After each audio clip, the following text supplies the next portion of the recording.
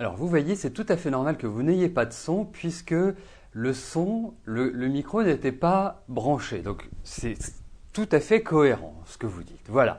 Bon, eh bien écoutez, heureusement Chrono n'est pas là, autrement je me serais fait gronder. Qu'est-ce que je voulais vous dire? Ben écoutez, on va reprendre. Donc 3, 2, 1. Bonjour à tous et bienvenue sur le plateau de l'émission de voyance.com. Bah écoutez, je suis ravi de vous retrouver. J'espère que vous allez bien. J'espère que ce nouveau rendez-vous quotidien de voyance va être positif pour tous ceux d'entre vous qui auront leurs questions de tirer au sort. Juste avant de commencer, voilà, chose importante, Jean-Philippe m'adresse les premières questions. J'espère que tout va bien à l'heure actuelle. On est entré dans une phase qui est un petit peu spécifique en astrologie puisque nous avons Mercure qui est rétrograde. Mercure rétrograde. Mercure, quelque part, c'est le messager des dieux en symbolique. Donc ça signifie que lorsqu'il est rétrograde, tout ce qui est lié à la communication, tout ce qui est lié aux accords, tout ce qui est lié aux envois de courrier, aux envois de mails, enfin tout ce qui concerne les relations entre les individus sont plus délicates ou sont faussées. Ça peut être, je dirais, des pertes de courrier, ça peut être des paroles qui sont mal comprises ou des mots qui sont mal utilisés, qui peuvent créer certains troubles. Donc il faut être très très prudent pendant cette période pour justement être très centré et être très attentif aux mots que l'on peut utiliser dans nos conversations. Ensuite, ça se rapporte aussi, puisqu'on parle de papier, on parle d'écriture, ça peut se rapporter également aux contrats. Donc, si vous avez à signer des contrats pendant cette période-là, c'est-à-dire jusqu'à la fin de la deuxième quinzaine de mars, soyez très vigilants à tous les petits alinéas, lisez méticuleusement tous les contrats qu'on peut vous adresser ou que l'on veut vous faire signer parce que il peut y avoir des petits nota bene ou des petites exceptions qui peuvent devenir embêtantes par la suite. Voilà. Donc, Mercure rétrograde pousse à avoir une communication centrée, pousse à une vigilance sur tout ce qui est papier. Sans aller dans de la paranoïa et avoir l'impression que l'on va être volé ou qu'on va être spolié, puisque Mercure, c'est aussi le dieu des voleurs, donc rétrograde, ça accentue cet aspect-là. Surveillez vos affaires, surveillez également vos débits de carte bancaire. Enfin, c'est toutes des petites choses comme ça qui peuvent arriver avec Mercure rétrograde. Mais je le répète, pas de paranoïa inutile, juste être centré. Voilà. Pendant, on va dire, 15 jours, 3 semaines, il faut être vigilant. Bien évidemment, ce que je vous dis reste une globalité puisqu'on rejoint beaucoup plus l'astrologie mondiale. Certains vont être affectés par cet aspect-là. Il faut une vigilance pour tout le monde, mais certains le seront plus que d'autres. Après, c'est en rentrant dans le thème personnel, c'est-à-dire le thème natal de chacun, avec les 12 maisons, les 10 planètes, avec les aspects que l'on peut déterminer si c'est une période qui est accentuée positivement ou accentuée négativement ou qui est neutre. Voilà. Bon. Eh bien, en tout cas, j'espère que ça vous sera utile pour les 15 jours, 3 semaines qui viennent. C'est ça aussi le rôle de l'astrologie ou de la numérologie et des tarots. C'est pas simplement de dire voilà ça va marcher ou ça va pas marcher. C'est aussi comprendre les phénomènes et pouvoir adapter sa vie en fonction de ces phénomènes. Et ce sont des alertes, ce sont des conseils, ce sont l'identification de périodes qui peuvent être parfois délicates ou justement parfois qui sont très positives. Et c'est ce qui m'arrive, je dirais quand même fréquemment de dire pour certaines personnes, pas pour tous malheureusement, mais pour certaines personnes, de dire voilà, c'est le moment, foncez, tête baissée, c'est le moment d'agir. Avec Mercure rétrograde, il faut agir, mais il faut agir sans précipitation. Voilà. Eh bien, je vais passer à la première question qui m'est posée par Fabienne. Fabienne, bonjour. voudriez savoir si vous allez obtenir un emploi en CDI prochainement.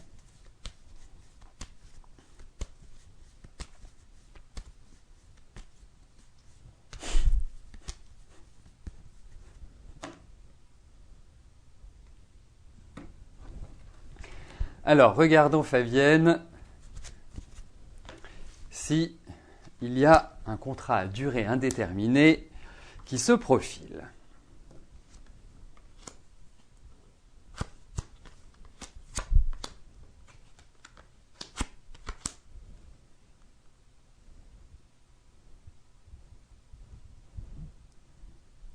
Alors, déjà, la première information que je vous donnerai, c'est que vous devez être heureuse de quitter 2012, enfin en tout cas d'avoir quitté 2012, parce que franchement, c'était une période pas rigolote du tout. Et là, pour moi, j'ai l'impression qu'il y a de nouveaux projets qui se mettent en place. Alors peut-être qu'avant d'obtenir un CDI, parce que je pense que vous allez stabiliser votre situation. Je ne vous vois pas manquer de travail, je vous vois au contraire avoir une bonne stabilité sur le plan professionnel. Alors c'est peut-être plutôt sur moyen long terme que dans l'immédiat. Je vous vois apprendre, je vous vois développer certaines connaissances. Alors, ce n'est pas évident d'obtenir un CDI, mais vous allez l'obtenir. Pour moi, il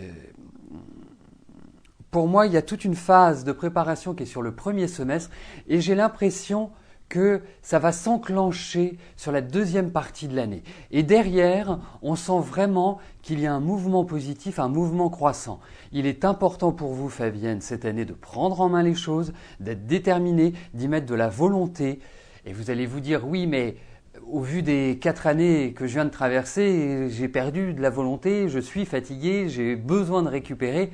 Tout ça, oui. Et c'est justement l'objectif, on va dire, du premier semestre, de toute cette première partie de l'année, qui est de récupérer, de reprendre en tonicité et après de redémarrer sur de nouvelles bases et surtout de bien prendre en main les choses. Il est important que cette année, vous soyez, je dirais, entreprenante et plus que les précédentes années.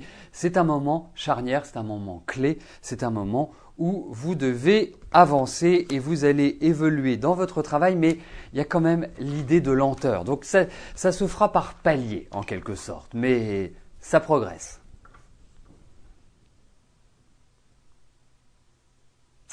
Marie-France, bonjour. Quand vois-je arriver un amour? Fait-il partie de votre entourage? Vous avez hâte car vous êtes motivé.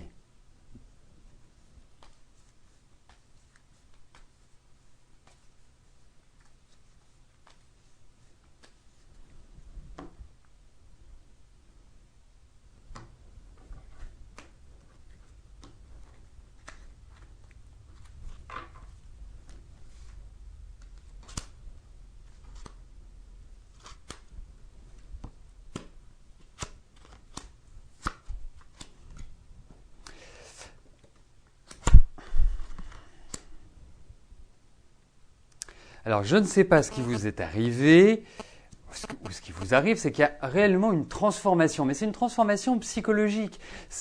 On en aurait parlé par exemple l'année dernière, vous m'auriez dit que vous n'aviez pas de motivation pour ça, que vous en aviez marre, que tout vous fatiguait, que vous étiez à bout. Et là, comme si, je ne sais pas si c'est l'effet du printemps qui arrive, mais même si tout n'est pas réglé dans votre vie, parce qu'il y a encore des choses qui restent en suspens, et notamment pour moi sur le plan affectif, familial, il y a des tas de choses qui restent, il y a des tas de choses qui restent à être décidées. Pour moi, je sens le bonheur, je sens une rencontre, je vous sens épanoui, je vous sens très clairement, vous avez très clairement, je vous sens un bonheur affectif. Ce bonheur affectif va pas forcément arriver tout de suite parce que cette année est quand même plus faite pour vous reconstruire, quelque part pour reprendre un peu pied dans la vie. Il y a encore quelques petites difficultés, il y a encore quelques petits stress, quelques petites anxiétés qui seront peut-être dues à votre entourage, pas forcément à vous. Mais pour moi, l'année symbole de l'amour, l'année vraiment importante pour vous. Même si vous pouvez rencontrer quelqu'un, là, dans la période qui vient, je pense que votre stabilisation affective arrivera à partir de 2014. Mais en tout cas, pour moi, ça respire le bonheur. Et peut-être qu'à ce moment-là, vous aurez un choix affectif, peut-être un choix entre deux personnes. Allez savoir. Mais en tout cas, ce qui ressort, c'est que oui, vous allez rencontrer l'amour. Et quelqu'un de bien, hein, je ne vous parle pas d'une aventure. Débia, bonjour. Allez-vous obtenir votre diplôme d'auxiliaire puériculture ?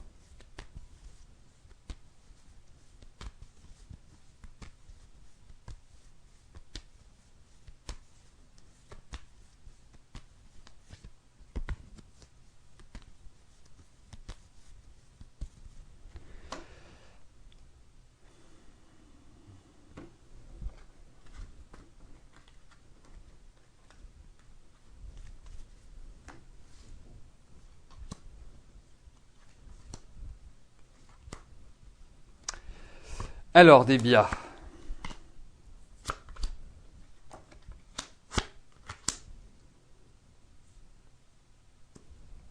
Écoutez, votre question amène un oui ou un non.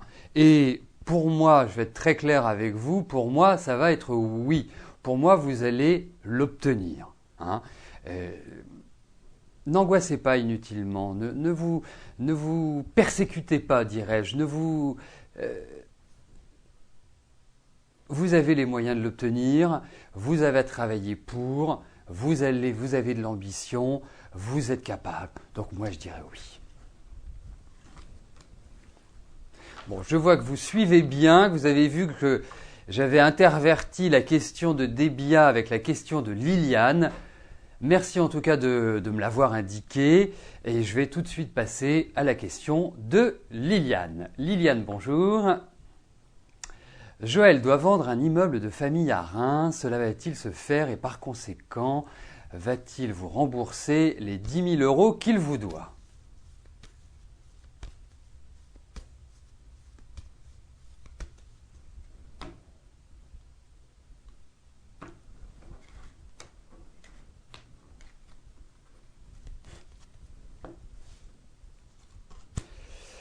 Alors, regardons s'il y a la vente de cet immeuble rapidement. Il va se vendre, mais c'est pas rapide. Et puis, moi, je le sens dans des ennuis financiers, ce monsieur. Et je le sens très près de ses sous. Ça va pas être simple. Ça va pas être une sinécure. Hein, ça va. Il vous promet. Il est très, très jovial par rapport à ça. Oui. Vous allez les récupérer, mais je pense qu'il va falloir un petit peu de temps avant que vous retrouviez cette somme de 10 000 €. Mais l'immeuble est vendu, l'argent vous revient, voilà. Donc, c'est de la patience. Et il ne va pas se vendre aussi facilement. Il y a quand même tout un circuit qui est assez compliqué pour Joël, pour moi. Hein. Je ne pense pas que ce soit avant la rentrée que les choses soient définitivement closes.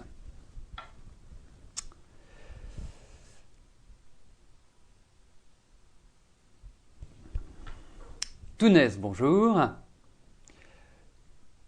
Vous souhaitez savoir ce que je pense? Non, on va reprendre la question. Que peut-il se passer avec cette personne ?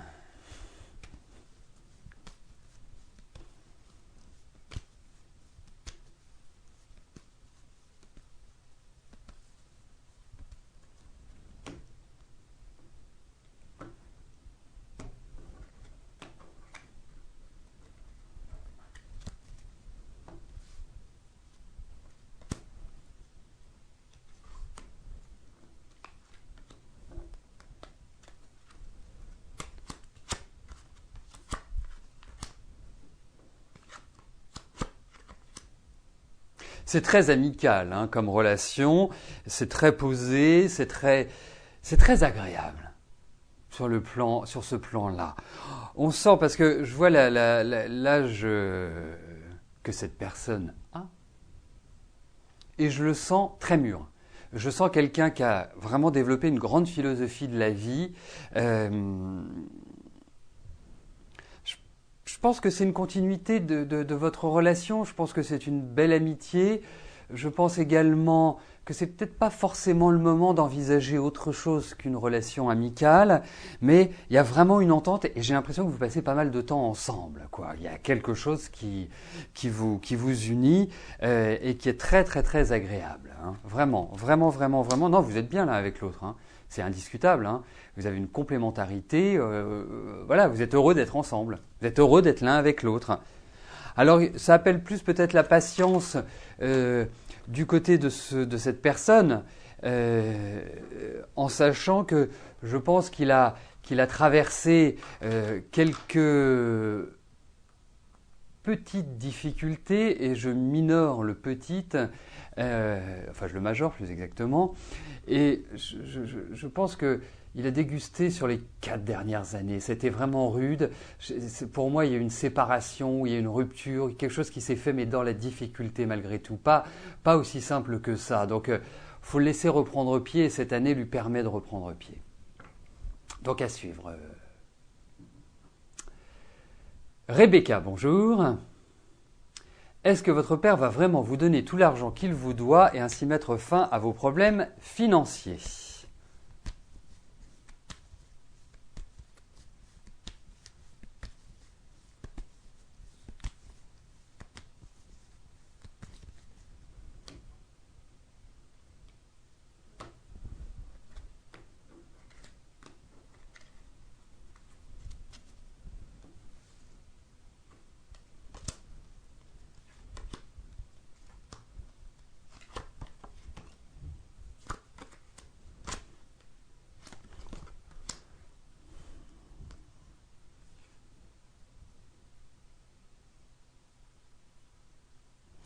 C'est-à-dire que, en fait, l'argent n'intéresse pas votre père. Quand je dis l'argent ne l'intéresse pas, c'est pas le fait d'en avoir ou de le dépenser. Le dépenser, oui. Mais pour lui, ça n'a aucune importance. Il n'est pas dans la même dynamique que vous. Vous êtes quelqu'un véritablement de très précis sur ce plan-là. Vous êtes très attentive à vos dépenses. C'est pas le cas de votre père. Il n'a jamais été comme ça. Donc, vous n'avez pas la même vision de la vie matérielle. Ensuite, oui, vous allez récupérer cet argent, mais cet argent, vous allez le récupérer pas en une fois. Je ne sais pas combien vous doit votre papa, mais je pense qu'il y a déjà une première somme qui va rentrer, qui ne va pas forcément combler vos difficultés financières. Ça rentrera avec le temps, par des discussions, Vraiment, c'est lourd. Mais effectivement, je pense que c'est une période où vous devez malgré tout exercer une certaine pression, pas tout de suite, hein. C'est pas le moment du tout d'exercer la moindre pression, ça ne fonctionnerait pas. Mais je pense que à l'orée de l'été, il va être important de formaliser un petit peu plus les choses, parce que c'est pas qu'il est désagréable votre papa en plus, hein.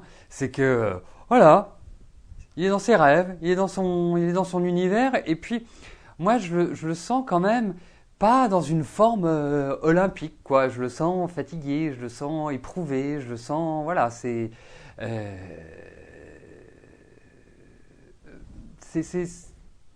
le sens pas dans une bonne énergie, je lui sens des problèmes dans le mouvement, je sens ça. Mais ça va être un peu crispant, mais il vous rendra votre argent. Au final, oui.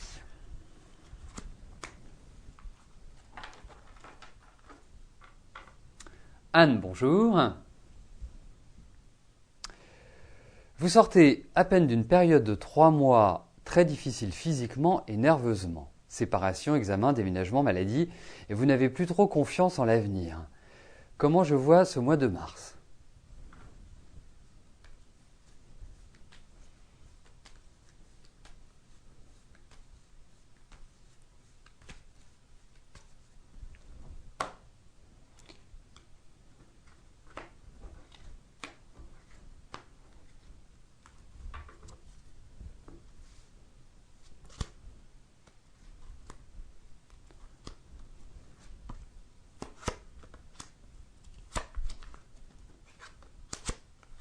Écoutez, on va dire que c'est un mois de reprise. c'est pas forcément le mois où tout va s'organiser, où le changement de vie va vraiment s'opérer d'une manière radicale, de manière définitive. Je sens également que il va y avoir de bons échanges, hein, une communication qui va bien passer, qui va vous permettre quelque part de vous réinstaller et d'acquérir une certaine stabilité. Alors, dites-vous une chose, il peut même y avoir des contacts amicaux, il y a un risque aussi encore d'examen de santé ou voilà, où vous devez aller voir le médecin, où vous devez encore passer des choses pour qu'il soit sûr que et tout. Surtout, hydratez-vous bien cette année, c'est un point qui est important. Donc, il y a encore un petit peu de fatigue, mais dites-vous, regardons un petit peu ce que vous avez vécu à travers votre vie. Vous avez vécu de nombreux changements. Vous avez quand même une forme d'autonomie, d'indépendance et une envie de liberté qui est très forte. Mais effectivement, je compterai sur les doigts d'une main les dernières années qui ont été vraiment difficiles, enfermantes d'une certaine manière. Et puis, je pense que vous entrez dans une phase de reconstruction. Et cette reconstruction, elle ne va pas se faire comme ça du jour au lendemain. Je pense que déjà, à partir de la rentrée prochaine, vous serez dans une autre dynamique. Et de facto, sur l'année 2014, on a l'impression qu'il y a un mouvement qui va être croissant, qui va se développer, qui va avancer. Voilà, voilà comment je verrai les choses. Mais le mois de mars, zen, échange, tranquillité, examen et un peu de fatigue, et pas forcément le moment où vous allez pouvoir entreprendre tout ce que vous souhaitez. Hein, il va y avoir des déclenchements, mais il y a quand même l'idée de retard qui est peut-être due aussi à votre fatigue, tout simplement, hein, qui peut être due à votre état général. Mais ça se reconstruit, dirons-nous, Anne.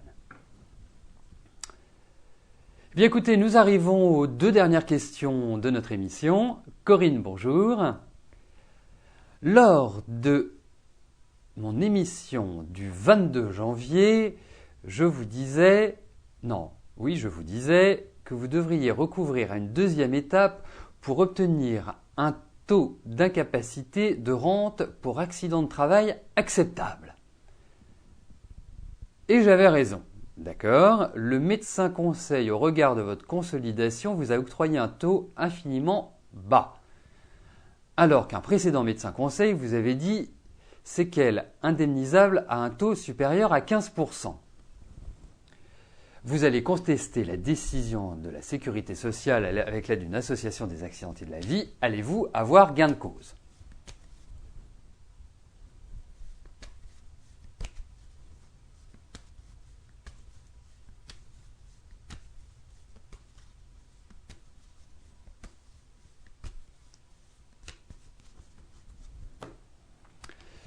Alors, regardons si vos prochaines démarches vont être couronnées de succès, ou en tout cas correspondre à votre incapacité.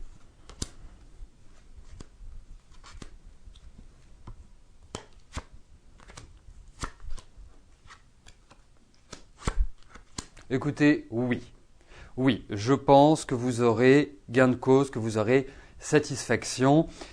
Alors, il y a quelqu'un qui parlait de l'éducation nationale en termes peu élogieux en l'appelant le mammouth, mais je pense que la sécurité sociale est pas mal non plus. Donc, ça va être long, lourd, mais d'un seul coup, ça va complètement se débloquer. Voilà. Mais oui, vous aurez, à mon sens, un taux, je dirais malheureusement, parce que vous passeriez bien d'un taux d'incapacité, et je pense que tout le monde s'en passerait également, mais vous aurez, à mon sens, un taux qui sera supérieur à l'estimation d'inférieur à 6% largement. Hein. Je pense qu'on sera largement au-dessus. Largement.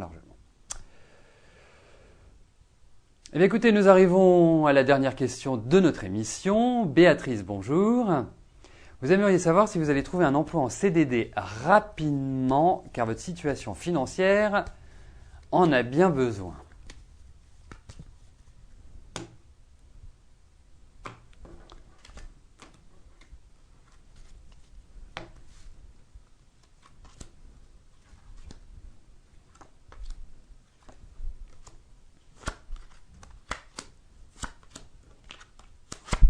Allez, foncez, vous allez trouver. Vous angoissez pas inutilement. Effectivement, il y a quand même des démarches. Et puis, petite méfiance, il y a une floraison là sur ce début d'année de propositions, d'offres. Ça doit partir un petit peu dans tous les sens. Il faut attendre que le soufflet retombe parce que je pense qu'il y aura beaucoup de choses qui ne vont pas être suivies d'effet. Mais pour moi, il y a au niveau du travail un nouveau projet qui se met en place, il y a un démarrage, les choses vont aller dans le bon sens, vous allez, je dirais, pouvoir vous en sortir. Mais effectivement, la période est quand même assez trouble, disons-le. Hein. Vous n'êtes pas dans une période qui est facile, mais vous allez tirer votre épingle du jeu, à mon sens. Donc, restez positive et puis, surtout, vous pouvez compter aussi sur l'aide d'autrui.